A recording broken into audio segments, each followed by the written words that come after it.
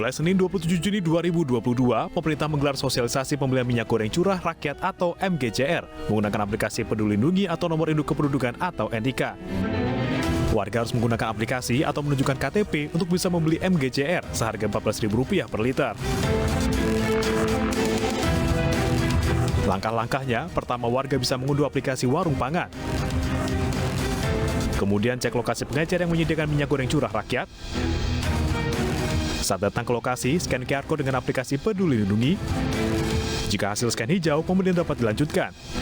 Namun jika merah, warga tidak bisa membeli minyak tersebut. Adanya aturan ini menuai pro dan kontra di kalangan penjual dan pembeli. Sudah, tapi kebanyakan pembeli nggak mau. Oh, kebanyakan pembeli nggak mau, Bu ya? Iya. Itu alasannya sendiri apa, Bu? Yang nggak mau? Untuk apa? Cuman beli 2 liter. Nggak kayak biasanya. Oh, ya kita beli nih. Kita kan langsung menerima gitu kan. Sekarang kan kalau melalui KTP kan kayaknya agak sulit aja gitu. Aman-aman aja sih. Orang tiap hari kan bawa KTP juga. Ribet nggak, Bu? Kalau beli minyak aja harus pakai KTP, Bu? Enggak. Menko Marves Luhut Binsar Panjaitan menyebut aturan ini dibuat untuk mencegah potensi penyelewengan yang bisa berdampak pada kenaikan harga dan kelangkaan minyak goreng curah.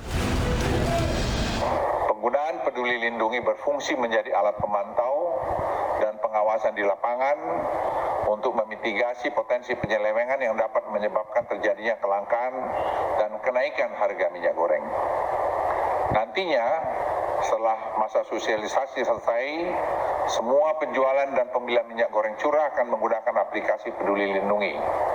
Sementara masyarakat yang belum punya Peduli Lindungi tidak perlu merasa khawatir, karena mereka masih bisa membeli dengan menunjukkan NIK untuk bisa mendapatkan minyak goreng curah dengan harga eceran tertinggi. Sosialisasi digelar hingga 10 Juli 2022.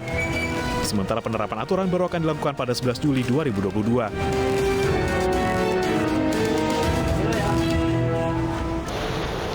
Seberapa efektif penggunaan aplikasi dan NIK untuk mencegah penyelewengan dalam distribusi minyak goreng curah dan apa dampaknya bagi para pedagang? Kita akan bahas bersama dengan narasumber kami yaitu Deddy Sitorus, anggota Komisi 6 DPR, dan Yudianto Tri, Ketua Inkopas, Ketua Umum Induk Koperasi Pedagang Pasar. Assalamualaikum, selamat malam Bapak-Bapak. Malam. Ya, saya ke Bang Deddy terlebih dahulu ya. Bang Deddy, kalau masyarakat kan pasti inginnya simple, sederhana, nggak sulit begitu ya. Apa tidak dirasa sebagai wakil rakyat kebijakan seperti ini akan mempersulit warganya? Ya, kemarin waktu masih Pak Lutfi ya, ketika menjelaskan kepada kami rencana ini, saya sih sudah mempertanyakan karena menurut saya sih ini cara yang ramai menyalurkan minyak goreng. Ini butuh kejelasan dulu. Yang pertama yang akan disalurkan ini apa? Minyak goreng curah. Itu satu. Yang kedua, yang eligible, yang berhak mendapatkan itu siapa? Karena dari penjelasan Pak Menko yang saya baca di media-media, itu orang harus datang dulu ke toko, lalu scanning barcode-nya Peduli Lindung, ya nanti ketahuan dia dapat apa enggak, merah atau hijau lah. Kalau jadi semua orang berdatangan dan kemudian dia ternyata merah, apa nggak jadi emosi tuh warga? Saya bingung. Nah, jadi kan harusnya dari awal dikasih tahu siapa sih yang eligible, siapa sih yang berhak gitu ya, siapa yang mandatori gitu. Jadi tidak perlu seluruh masyarakat yang merasa berkepentingan datang, tahu-tahu mereka kecewa nggak dapet gitu loh. Oke. Ini kan menjadi problem menurut saya. Mau disebut itu untuk meminimalisir penyelewengan? Ya, penyelewengan itu kan ada dalam distribusi. Jadi bukan rakyat yang dibikin repot, sistemnya yang dibikin lebih transparan.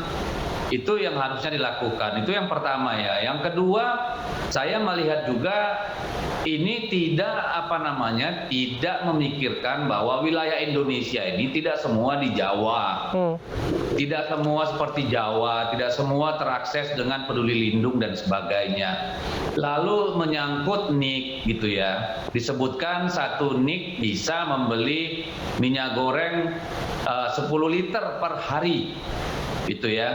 Jadi kan kalau satu keluarga ada 5 orang bisa membeli 50 liter. Ada ada nggak sih orang perlu keluarga gitu ya, perlu per hari 10 liter gitu ya. Saya kan jadi bingung juga gitu. Kenapa tidak dibatasi berdasarkan berdasarkan katakanlah kartu keluarga gitu ya. Itu kan jauh lebih mudah. Tetapi yang terpenting yang tidak disebutkan dalam pernyataan yang tadi adalah siapa sih sebenarnya yang eligible? Masa nunggu orang datang dulu ke sana baru dia tahu bahwa dia berhak atau tidak gitu loh. Yang kedua ini kan harus jelas juga apakah ini untuk rakyat miskin atau seluruh rakyat atau UMKM mana gitu loh. Itu yang saya tidak membaca. Sederhana, artinya sasarannya harus diperjelas ya. Kita bergeser ke Pak Yudianto Tri, Ketua Inkopas. Pak Yudi, apakah kebijakan tersebut juga dirasa menyulitkan untuk para pedagang? Nampaknya para pedagang tinggal tempel scan barcode-nya saja, kemudian akan jadi masalah sih sepertinya kalau ada ibu-ibu yang nggak punya pulsa, mereka dilarang untuk belanja. Ya, baik. Jadi kita melihat bahwa kebijakan ini dibuat dengan tujuan baik. Ya, artinya kita pemerintah mencoba mengabsorb big data sudah berapa banyak yang sampai ke masyarakat untuk minyak goreng curah bersubsidi. Tetapi di dalam kenyataannya sebetulnya dari sisi negatifnya adalah tidak semua masyarakat atau ibu-ibu atau mama atau penjual gorengan yang memerlukan minyak goreng curah tersebut sudah terbiasa dengan Peduli Lindungi. Jadi kita melihat ada dua sisi, ya. Satu sisi baik dari pemerintah untuk mencoba bahwa ini akan tersalurkan dengan baik. Kita kolek nih semua datanya karena pada awalnya Peduli Lindungi ini hanya untuk mengkolek big data terhadap COVID ya, terhadap pandemi kemarin. Artinya untuk kemudahan masuk ke tempat umum untuk tahu bahwa kita sudah vaksin atau belum. Tetapi kita ada upgrade lagi bahwa ada kegunaan lebih lagi yaitu untuk big data. Big data ini sekarang dipergunakan untuk distribusi minyak goreng. Apakah benar sampai kepada yang membutuhkan atau tidak? Nah, sebelumnya kan hanya nih. Tetapi sederhananya, saya harus tanya, sederhananya singkatnya, apakah di pasar akan semakin sulit? Saya rasa akan banyak kesulitan. Jadi, tetapi perlu waktu untuk sosialisasi. Itulah tugasnya Inkopas, Puskopas, dan teman-teman di Kopas untuk mencoba mensosialisasikan kepada pedagang yang nanti akan mendistribusikan minyak goreng curah. Tentu saja akan banyak kendala, tetapi kita coba melihat bahwa sesudah masa sosialisasi ini selesai, apakah kendala itu masih ada dan bagaimana kita mempunyai solusi terhadap penyelesaian kendala tersebut. Saya kembali ke Bang Deddy Sitorus. Bang Deddy, ini kan solusi jangka pendek ya, artinya pemerintah harus menyiapkan solusi permanen begitu. Apa yang menurut Anda harus dilakukan untuk menyiapkannya? Ya, gini ya, yang pertama kalau tujuannya big data ini ya menurut saya jadi nggak nyambung gitu ya. Seharusnya kita berangkat, harusnya ada filterisasi sebelum orang pergi berbondong-bondong ke pasar atau ke toko. Ya, di sini saya tidak melihat keterlibatan pemerintah daerah, tidak melihat berguna tidaknya data tentang UMKM, data tentang keluarga miskin. Jadi ini satu percobaan baru yang menurut saya pasti akan menimbulkan kegaduhan di tengah-tengah masyarakat. Kecuali dalam waktu cepat ini pemerintah memutuskan siapa saja sih yang eligible. Jangan dipikir itu mudah, masyarakat datang dari rumahnya ke pasar, mengantri berjam-jam di terik matahari, terus ternyata dia nggak bisa dapet.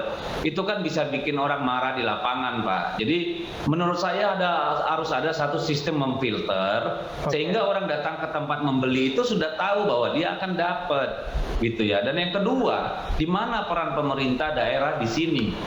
Kalau menurut saya, mereka kan juga harus terlibat. Jadi kalau bisa di screening mulai dari tingkat desa, kelurahan, ya, sehingga mereka yang memang pergi ke pasar itu ya lebih mungkin mendapat daripada semua datang berbondong-bondong, karena signifikan perbedaannya. Sekarang paling murah 25.000, gitu ya.